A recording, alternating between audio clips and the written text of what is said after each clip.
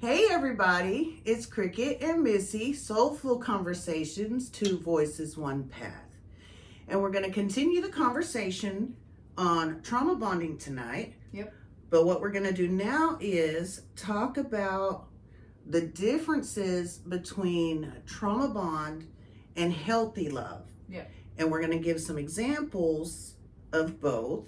That way, hopefully it will help you recognize which type of relationship you're in. Yeah. Well, that and to recognize healthy when you see it, because after being in a trauma bond situation, you're a little gun shy. You're very gun You're shy. like, ugh. So, yeah. So let's get to it. So I've got 4 signs here. Mm-hmm. So I will say the trauma bonding one. Yep. And then we'll discuss what that would look like in a healthy relationship. Yep. So you justify their behaviors. And when there's been conflict, you would do anything to get them back, even to the point of gaslighting yourself.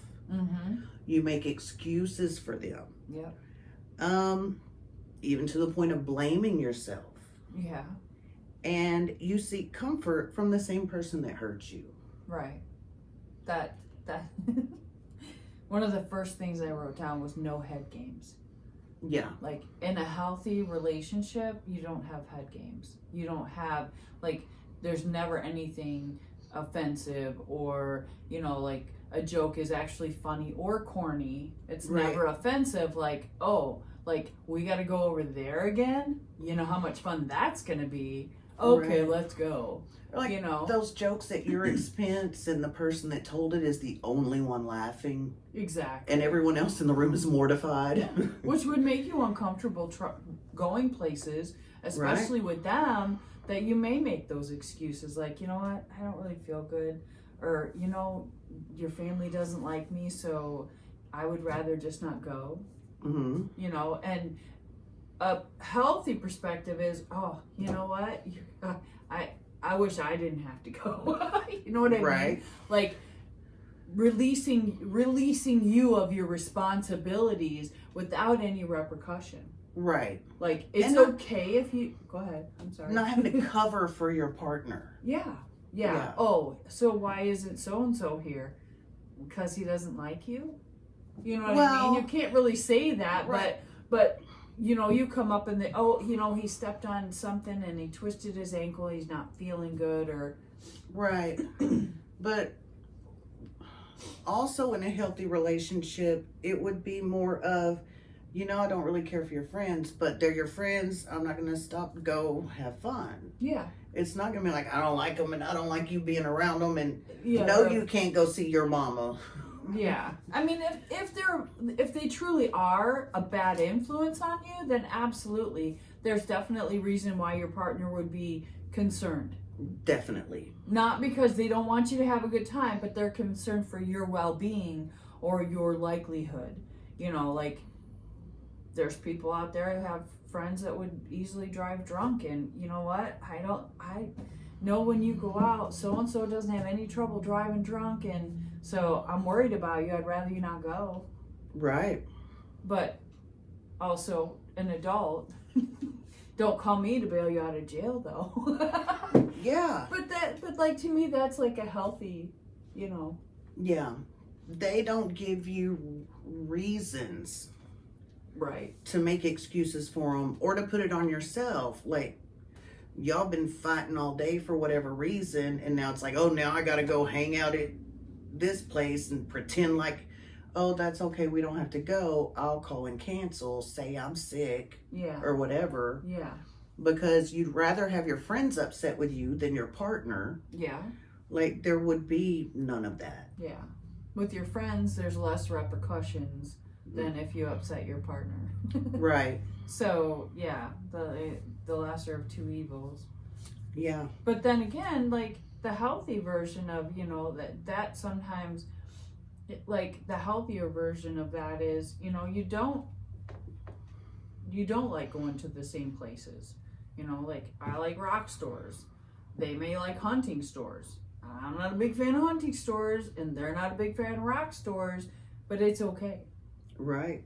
Because then we'll get onto that topic later on. Yeah. Okay. Next, you have the same fight over and over. There's never any resolution because a lot of times there's no intent for resolution. Right. They're just fighting to fight. Yep. Seeing if they can get you riled up. Yeah. Ruin your fun or make you feel a certain way so that you know that you'll behave yourself. You won't, say the wrong thing or do the wrong thing in the presence of whoever they're concerned with. Yeah. I guess. 1, 2, you are afraid to bring your feelings and thoughts to them because they'll take it the wrong way and make a big thing out of it. Yeah. That's a big thing in the relationships I know about. Yeah. Because can you talk to him about it? Oh, no. He'll Right. take offense. He'll take it personally. He'll say I'm attacking him. Exactly. Instead of, yeah. So, in a healthy relationship, you should be able to talk to your partner about anything. Absolutely. Not in the heat of the moment, No. but when things have calmed down, you should be able to say, hey, I need to talk to you about this thing, and it's kind of serious. Do you have a minute? Yeah. And they should sit and listen. Yeah.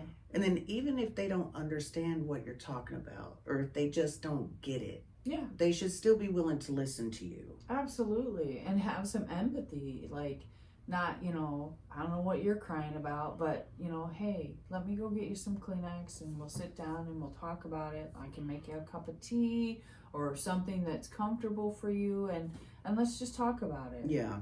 And I mean, you think you're your bestie when you do that, but in a lot of in a lot of ways that people talk about relationships is they want to be in a relationship with their best friend.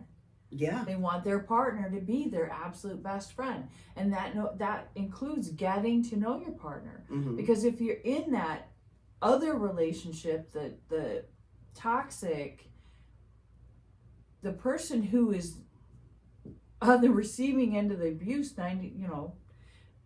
they're always trying to figure out. They're always trying to know you. They're trying to get to know you so that what triggers them you don't do, or their favorite food so you can make their favorite food for them. And in a healthy relationship, it's, oh my gosh, this is so cool. But in the unhealthy relationship, it's like, I don't know why you didn't do this yesterday. I was craving this yesterday. Okay, well, now I have a question. Yes. So, I have been accused of being manipulative because when you find out I like a certain outfit, you wear that outfit more. So, I know you're doing that to manipulate me because you found out I liked it. Yeah. My response was, I know you like it and you think I'm pretty in it, so I want to be pretty, so I'm going to wear it more. Yeah. But also, for manipulation to happen, to occur, to be the intent, I would be wearing it to get something from you. Yeah. Exactly. Aside from the fact that you think I look good in it. Mm-hmm. And there is none of that. No. So I don't... It's head games. Right. And it worked, because I'm like, is that a way I manipulate? Well, yeah, because then that's like the classic trauma bonding, is they make you feel like you're the one that did it. You're the one that's in the wrong. You're the one doing what it is that you're doing to manipulate or to, yeah. And I think I'm being nice. You like me in it, so I'm gonna wear it more. You like this dish that I make, so I'm gonna make it regularly. Right. Until you tell me otherwise. Right. So those are like that, but that's the healthy versus the unhealthy. Right. The reason I want to make it is because I know you like it. Not because I feel like I have to make it to make you happy.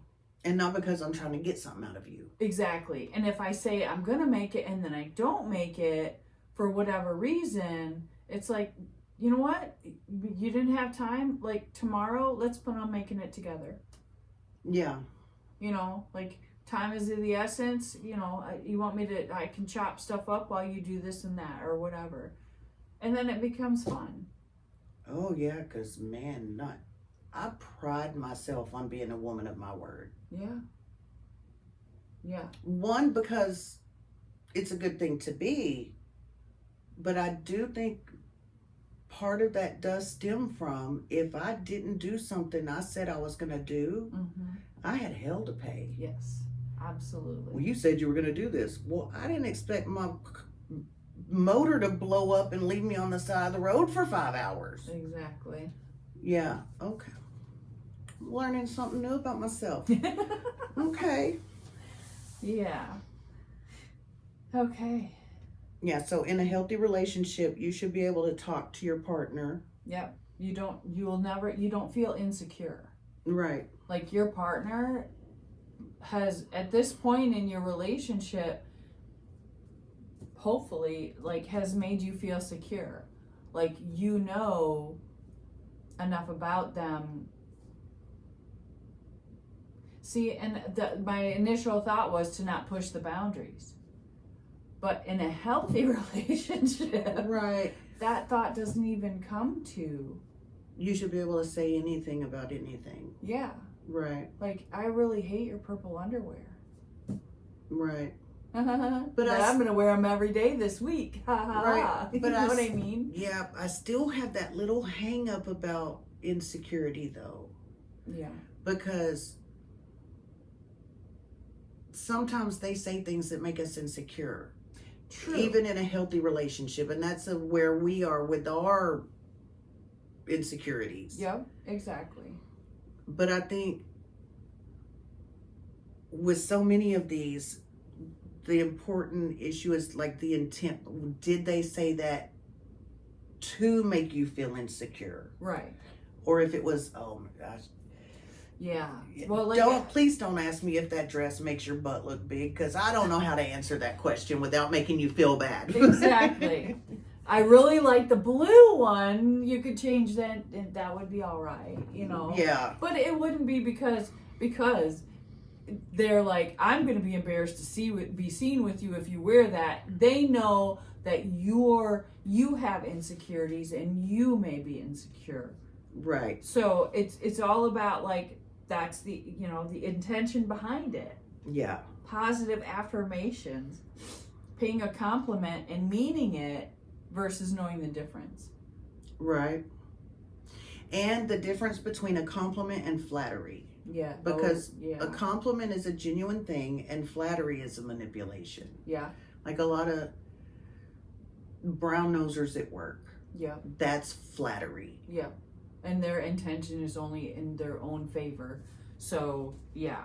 But if, you walk into work and they're, I say to you, I love the way your clothes. I'm like, that looks freaking phenomenal on you today. And you're like, thank you. I know. Because because you look phenomenal. So, I mean, there's the difference, Yeah. The other one is the constant compliment, one on top of each other, and then coming back at you with, like, if they do something, let's say that you catch them, communicating with somebody else they're not supposed to, and you have a problem with that, but then they come back with, well, I tell you this every day, why would you be insecure about it? You know what I mean? Why would you care? I'm looking at these people half your age. Yeah. I tell you you're beautiful, so it shouldn't bother you. Yeah, it shouldn't. So that's the other type of manipulation with using a positive affirmation, but with a negative. Well, now it comes down to consistency, the words and the actions matching. Yeah, exactly. So, okay. you never have a great reason to stay. No. Because if you would have asked me, Yep. why are you still with this one? Yeah. Well, people just don't understand. There's just something about our connection. Like, y'all, you just don't get it. It's uncanny. Like, this happened and that happened and oh my gosh. But, like, in a healthy relationship, You should be able to state, what it is. well, first of all, in a healthy relationship, no one's going to ask you why you haven't left yet. Well, that's true too. Yeah. But if they ask you why you love them, you would be able to Yeah. say qualities about that person. Yep. And not just some vague, magical, Yeah. nobody understands our connection. Yeah. Or they just get me. yeah. Or, yeah. Yeah. And it's kind of fun to think about. I don't have any examples, but I get asked advice a lot, which I don't know why y'all do that. Because I'm the singlest single person that ever singled. But, well, why do you love them? Why are you with them? Like, what is it about them that you love? And I know right off the bat, if there's something they're worth working on, well, he's a good provider and he's thoughtful. And I like the way his mind works. He makes connections that I don't make. And he, and they can give me a list of things, he or she, about the other person. Then that helps me to know there's something there to work with. Yeah. It's not just that magical thinking. Yeah. It just feels right. Yeah. Well, but and I told myself that many a time. It's just, it feels right.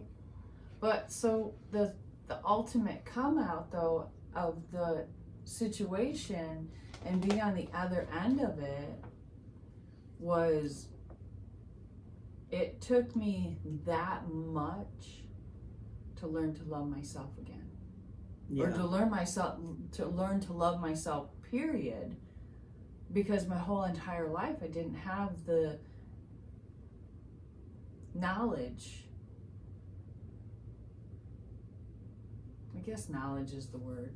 But I didn't have the right tools in my toolbox to learn how to love myself. Right. And like the magnitude of the relationship that I was in, looking back on it now, holy gosh. I came a long way to loving myself and being happy and proud of what you see. you know, like the person I am today. And so, like, yeah. Well, and I think that's a good segue into the next one. It's you become their ride or die. Like, you become kind of like a clone of them. Yeah. To get their approval and their love. Yeah. It's not what. And if you don't know who you are, it's very easy to do that. Yeah. Become what they want and what they think they need. Right. And myself, I was raised by narcissists. So whenever I got into a relationship later on, I just naturally did that. Yep. Oh, this is your favorite food? Oh, I love that too. That's, everything I did became about them. Yeah. Because that's how I was brought up. Yeah. I didn't know any different. Yeah. So I was creating my own trauma bond with the person. Now, whether they started out narcissist or not, I don't know. I feel like I kind of maybe drove a little crazy. I'm sure I did. But that just goes to show it takes two. Yeah. To make the relationship, because as you stated before, the healthy version of all of these is to, if it gets here, leave. Yeah. But exactly. You have to realize it's unhealthy at that point. Right. And that's where people, and that, like with some people, like you said earlier, why don't you leave? Well, if they don't know any different. Right. But that's why we're here, because again, we are showing people our experiences and what we've what our conclusions are. And what took us years and years and years to learn. Yeah. So hopefully we can help people to, Maybe see it sooner, get out sooner, yeah. heal. Because I think that with that ride or die comes codependency. Most definitely. And then that, like, not to say, when you're in a new relationship that you do want to spend a lot of time with them, but if you are prone to codependency, you have to set up a boundary for that so that it's not, it doesn't turn into that situation before you know it. Right. Without, like the love bombing, that starts off, you're all of a sudden in this new relationship and you want to spend all your waking hours together and talk for hours and blah, blah, blah. And then before you know it, you're 6 months in and you're like, I don't have any friends now. Everybody that I was talking to before is gone. Yeah. But see, part of that, correct me if I'm wrong, part of that's just natural because when you do meet somebody, there is that infatuation and you just, all you want is to be around them. Yeah. You want to get to know them, know everything about them. Right. And those kind of things. And, one of the things in the healed version is you have time. Definitely. Though, it's okay to hang out or whatever, but you have to have that outside stimulation as well. Right. You can't just, I feel like maybe, again, I don't know, I've never experienced it. Maybe one of the differences is because that infatuation phase wanes. Like that's intense for a minute, but then it chills out. Yeah. When it chills out, do you still have friends to talk to? Well, see, and so when you're saying that, when it chills out, but the thing is, coming into it from a healed version of yourself, yeah, you do enjoy spending company with them, but it's not like the unhealed version of thriving on their attention. No. Because like that I see an instance where, God, I just really want a relationship. I want to find somebody, and then you find just somebody, and then you're like, whoosh, like that. Right. And then people get tired of hearing about them, or this or that. But like, to me, it's important that if you find a new person, that your life is fulfilling, so that if I don't hang out with you today and I'm going to go do this with this person, or I have these things I need to get done, then you don't feel like they're not going to be there when you come back. Right. I don't know, because no, I get that, and that sounds very healthy. to be able to be like, you know what, I really like you, and I think we're having a great time, but you know what, I have something else I need to do. Yeah. And that tells you, like, if they're like, all right, cool, no problem, you know, or whatever, then I think that's healthy. Yeah. Because then you don't become codependent, and then you don't lose all your peeps. Well, and I think maybe the difference is now that I actually have a life and have friends and have things to do, I'm not available at the drop of a hat. Exactly. Because, yeah. Or just, like, hey, I met this new guy and we're going to hang out for 2 weeks and I'll see you later. Right. I'd be like, what? No. Yeah. Okay, I get it. But that's the thing though. Once in a healed version of it, you have that patience. You don't have that need or want so at the surface for companionship. Right. And I think that's a difference. And then that also sets a precedence for them. There's gonna be no love bombing going on. This is a person who may have their shit together, and maybe I'm gonna get a little more interested in this. I don't know. Yeah. from a healed version. Yeah, because you've got more things. I got nothing. I got nothing for the unhealed. No, I'm just kidding. No, but it's interesting because it's always been so full on in the Yeah. beginning for me. Yeah. And now I do have other things that fulfill me. So it'll be interesting to see Mm-hmm. if anyone ever asks me out again how that will go. Yeah. Because, these days of the week, it's a no. Yeah. Because I've got work, I've got this, we've got this. Mm-hmm. So, Yeah, I'm very limited on my days. and it's not, oh, I'll see if I can fit you in. It's just like, I've got a life and obligations and I love what I do. And Yeah. you can certainly join me on this ride Yeah. if you're willing to. If that's something Work. you would do, Yeah, if if that's something you if would you be wanna into, work, yeah. more than happy to have you come and hang out or whatever. It gives us more time to get to know one another. But if it's not something, then, and hopefully they have something they can do.